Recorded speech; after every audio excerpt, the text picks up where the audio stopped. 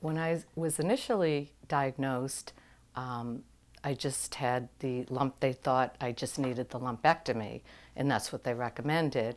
But they wanted me to do this targeted radiation, um, which I did right after the lumpectomy.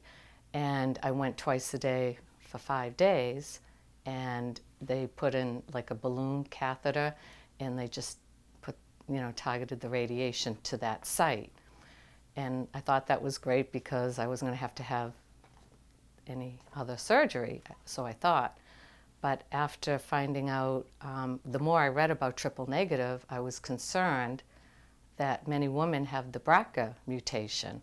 And I really didn't think that I had the history, but the more I thought about it and asked about, I have a very small family, and I found out my father's mother passed away really young, but they didn't know what it was then. They called it just female problems. My father had prostate cancer. But on my mother's side, I had an aunt that had cancer when she was younger, and then it came back, but we really didn't know what it was. And come to find out, I did find out it was ovarian. So when I mentioned it to my oncologist, that's when she decided to do the test. And at that point, I was almost through my chemo. And it was my last treatment that they decided to do the test. 2 weeks later, I found out.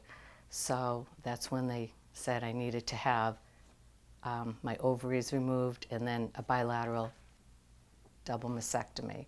They never really discussed my history, or they didn't feel, I think at the time when I gave them, the information I had, that I was at risk, or one of those that would have that gene. In fact, my oncologist really was surprised to find out when it came back positive.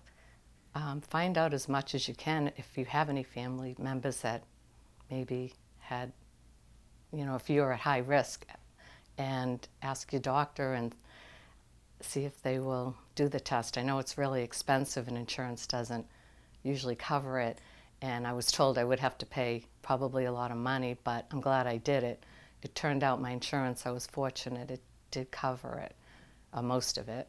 And but just to kind of be your own advocate, if you feel that you may have a high risk, I would just ask if you could be tested. Well, I have 2 sons, and they have not been tested yet, but my son that has the child, I think, will be doing it because now he has children. And I have just one sister, and she did have the test, and she was negative. And my cousins, I have a very small family, are all aware of it, and I have information if they want to be tested, because they can focus on the type of mutation that, because I've already been identified as BRCA2, if any of my family members want to be tested, they already have a specific test they can do. I don't think it's as expensive, so I have the information if they want to that they can give to their doctors if they decide to be tested. It's an adjustment. You do have to find a new normal, but I feel great, very grateful and happy, and I enjoy things more than I think I used to, smaller things, and try not to sweat all the little things.